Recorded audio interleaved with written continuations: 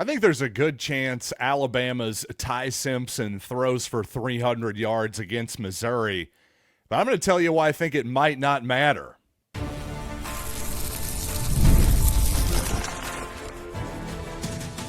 You are Locked On Mizzou, your daily podcast on the Missouri Tigers, part of the Locked On Podcast Network, your team every day.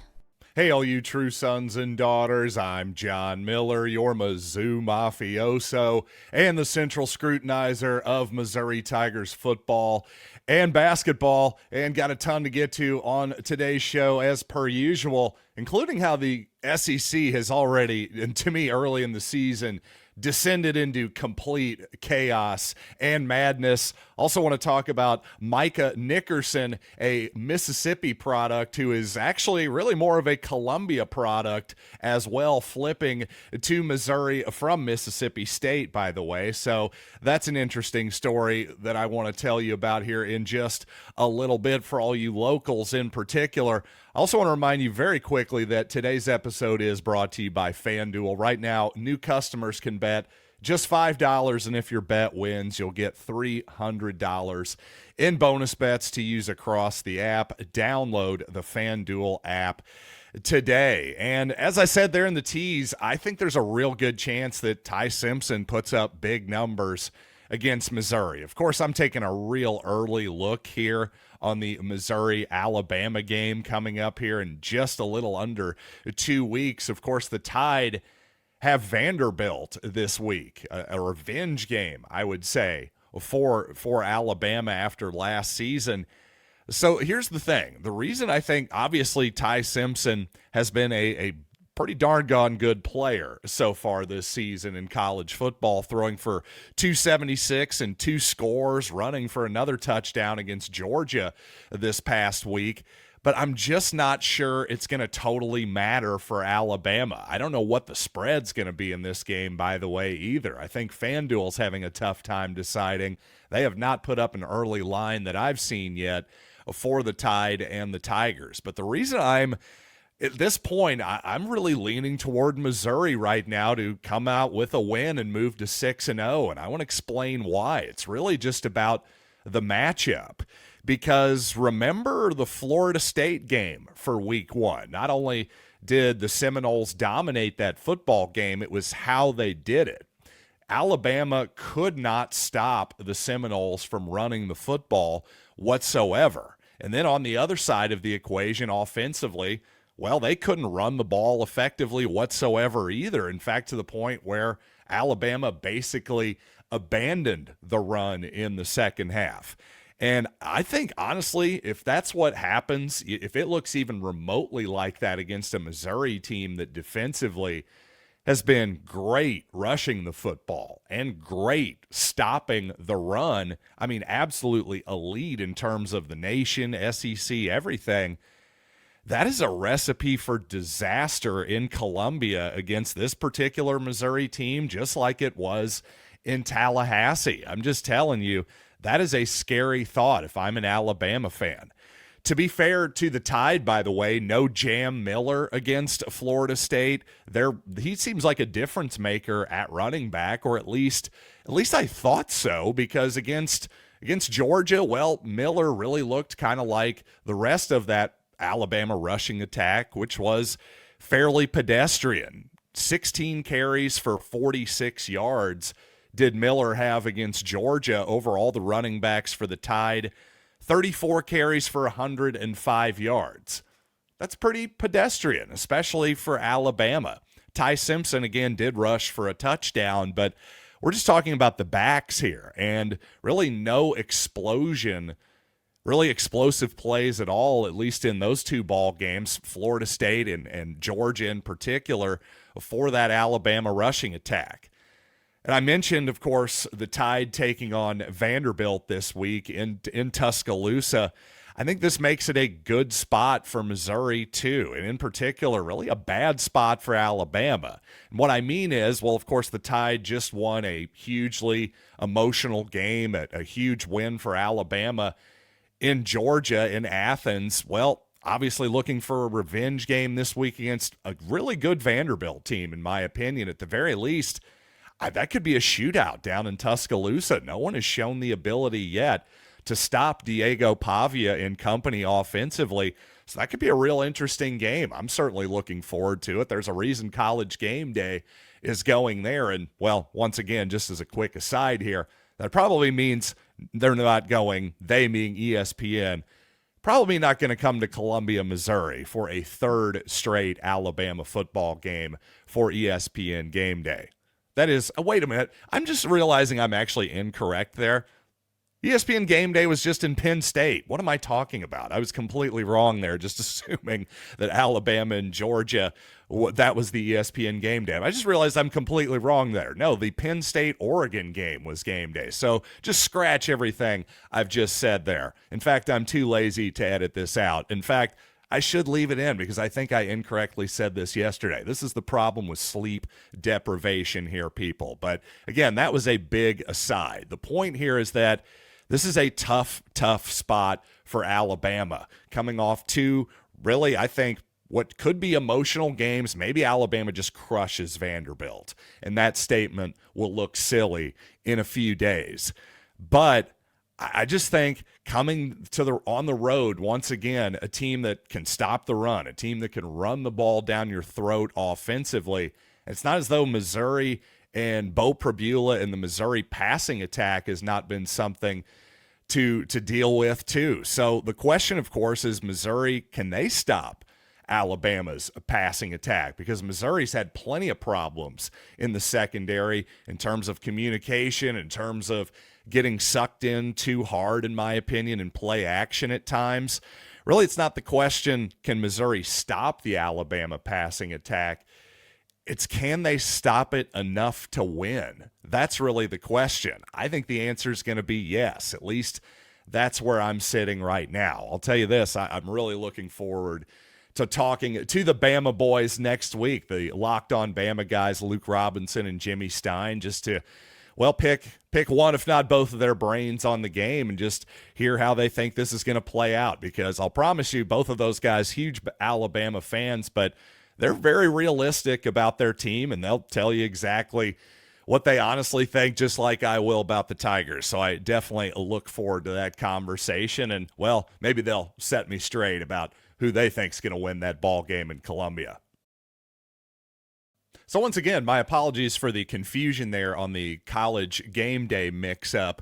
So not 2 games in a row that the Tide are going to be in. I got confused, I think, because I was saying, okay, it will be 2 games in a row if Missouri and Alabama indeed got Game Day. Well, obviously, I'm just not sure 2 weeks in a row of Alabama. It wouldn't be 3 weeks in a row.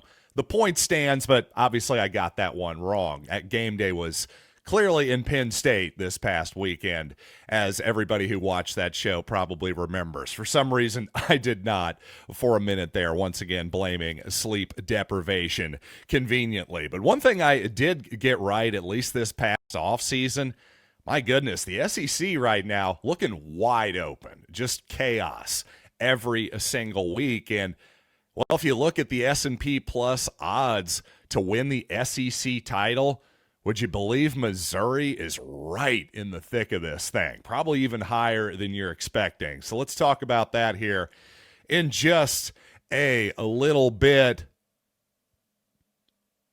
But first, 5-Hour Energy.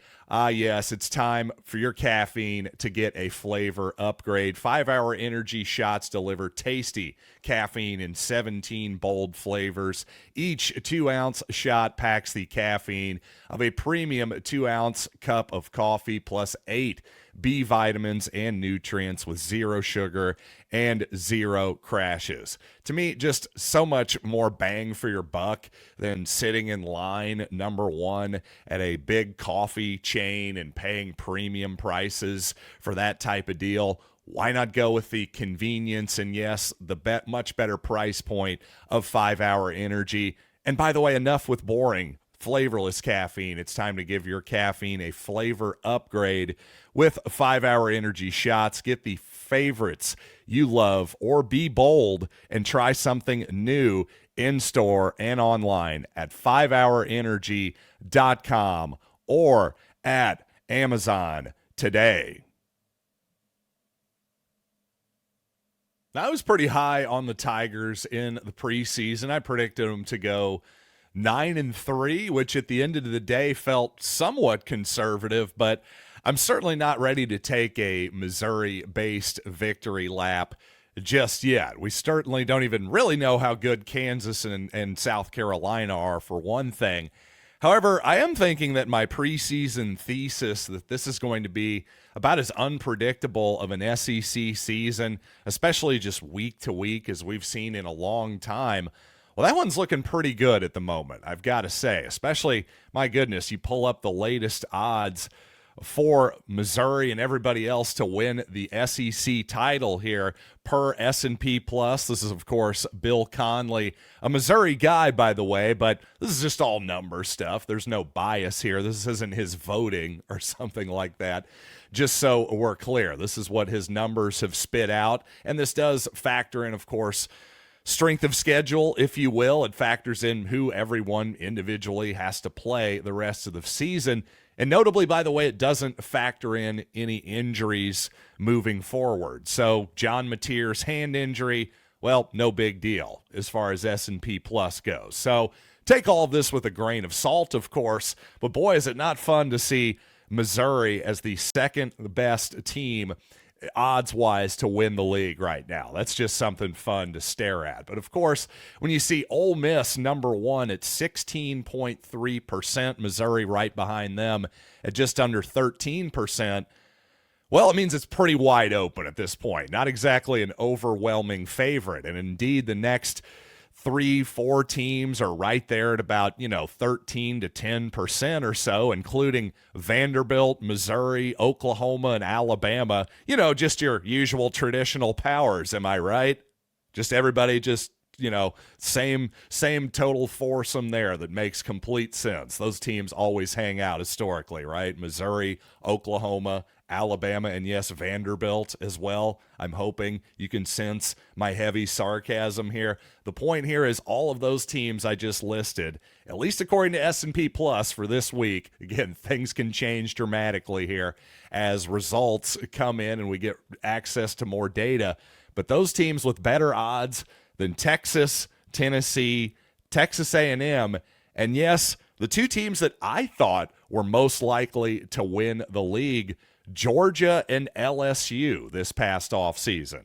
I really had Georgia the whole offseason to win the league, and then at the last second, at the 72nd hour, I went with LSU, and right now, both of them looking like a 5% chance. Again, so much can change here, but LSU has some obvious flaws, and, well, one of Georgia's flaws is they got to get rid of that, that stretch read play on 4th down and 1. Didn't that end their season against Penn State last year in the playoff?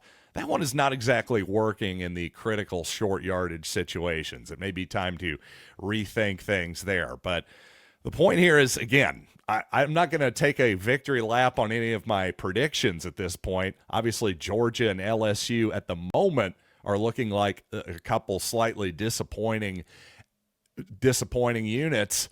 Well, I think the mass chaos, hopefully it's going to continue, and it might even continue, by the way, with Vanderbilt beating Alabama. You never know. I'm just saying, nobody has stopped Diego Pavia yet.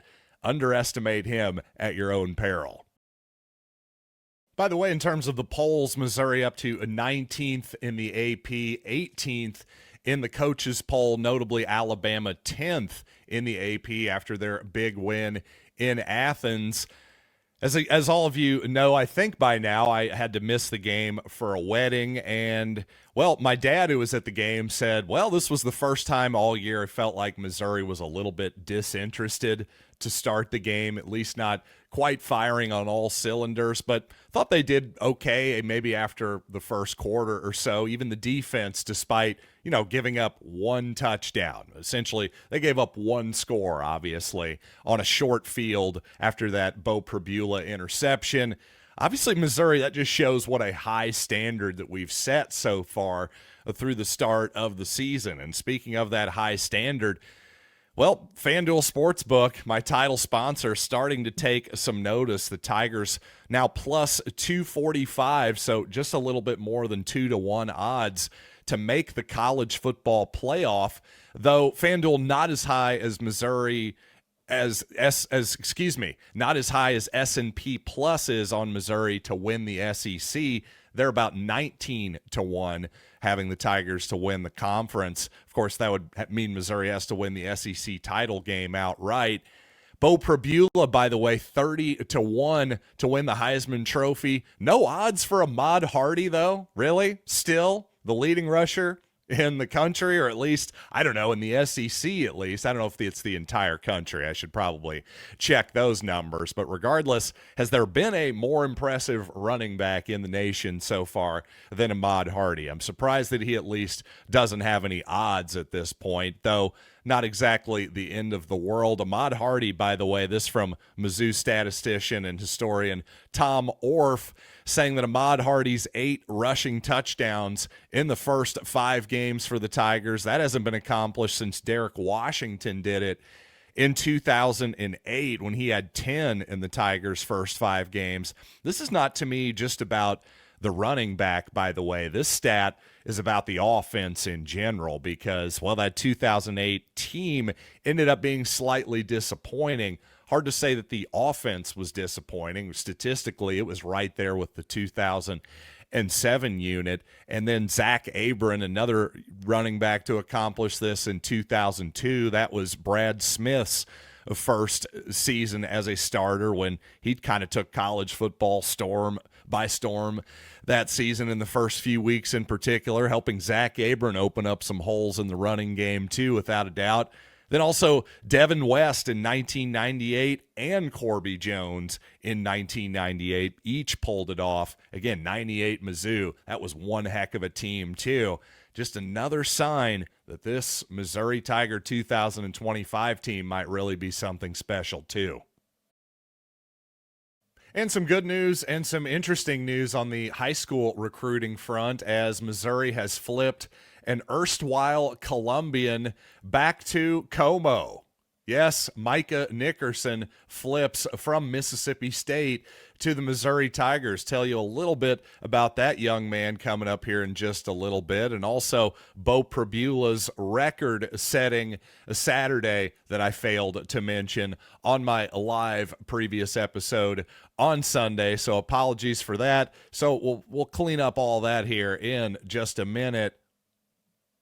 But first, one of the tools that helps make a huge difference for business owners is Quo, formerly Open Phone, by the way. It's the same great phone business system you've heard me talk about before, just with a new name. And here's why it matters. Every missed call is money left on the table. When every customer conversation counts, well, you need a phone system that keeps you connected 24/7. Quo is the #1 business phone system that streamlines customer communications. It works right through an app on your phone or computer, so no more carrying 2 phones or relying on a landline. And think about it. This is really a game changer. Their built-in AI agent, it can answer phone calls for you after hours, capture leads, and keep business moving even when you're off the clock.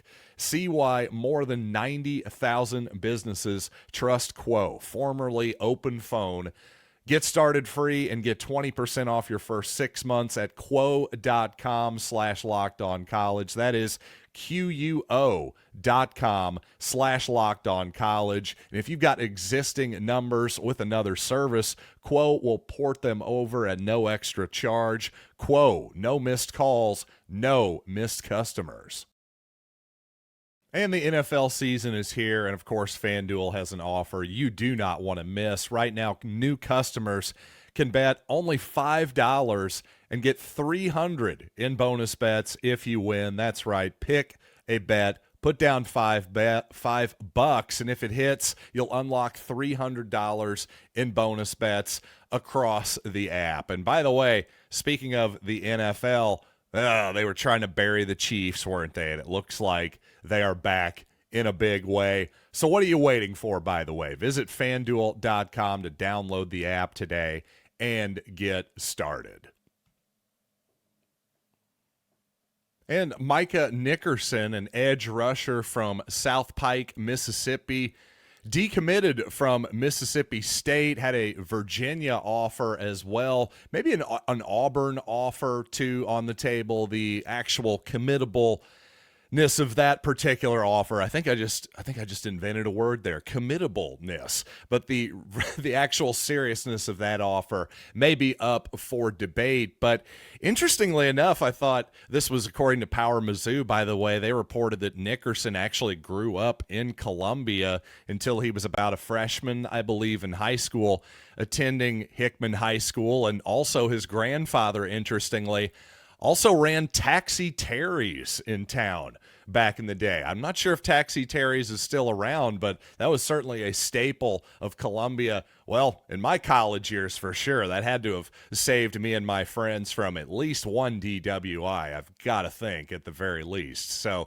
thank you to the Nickerson family, the extended Nickerson family, for that. And by the way, speaking of keeping ourselves out of trouble, well, I do need to sort of clean something up from my previous episode. I made mention of Beau Pribula's record-setting Saturday. I don't think I actually said what the record was. Well, Pribula ended up completing 21 consecutive passes in that ball game. That breaks the previous record of 20 by Chase Daniel in 2008. So I brought up the great 2008 offense earlier. Well, another record, or that is at least matched or exceeded there, giving you a lot of flashes of great Missouri teams. I'm just taking that as a good sign, long story short. And by the way, another good sign, not only is Eli Drinkwitz saying it's good to be undefeated with things to improve. Fortunately, at least so far, Missouri's been pretty lucky with the injury bug, although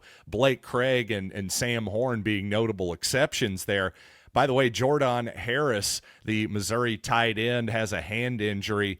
Drinkwitz says, though, he'll be fine. We didn't have Dr. Shin do it or anything. For those of you who missed the sort of amusing Dr. Shin stuff with John Mateer, his hand surgeon was, I think, declared by a politician, I don't know, some sort of five-star hero or whatever the declaration was there. But I think that's the reference there, playfully, by Eli Drinkwitz once again. I'll just say this. Anytime Eli Drinkwitz is giving you zingers, you know he's feeling pretty good about his ball club, and I enjoyed that one, and I've certainly enjoyed Jordan Harris mowing people down in the running game in particular, and also helping out in pass protection too. He's been a really important under-the-radar player for Missouri so far this season, and I certainly expect that to continue through the Alabama game and beyond. And speaking of the Alabama game and beyond, well, I'm going to have so much for you on Locked On Mizzou this week. It may be a bye week, but it's never a bye week here on Locked On, is it? And speaking of which, well, you can get more great college football content by checking out every Thursday on Fire TV. It is college football kickoff with Drake Toll of Locked On Big 12 leading the convo, along Gary Patterson with Jesse Holly, lots of other guests. Heck, maybe even they'll be nice enough to have me on for this thing on Bama Week. If I'm heading on to the Fire TV, I'll certainly let you know. But again, check out college football kickoff every Thursday throughout the season, only on Fire TV, and continue to listen to Locked On Mizzou on YouTube, Spotify, Apple Podcasts. Follow me on socials everywhere at Locked On Mizzou. And until Tuesday, I'll see you then. I'm John Miller. Thanks for listening as always.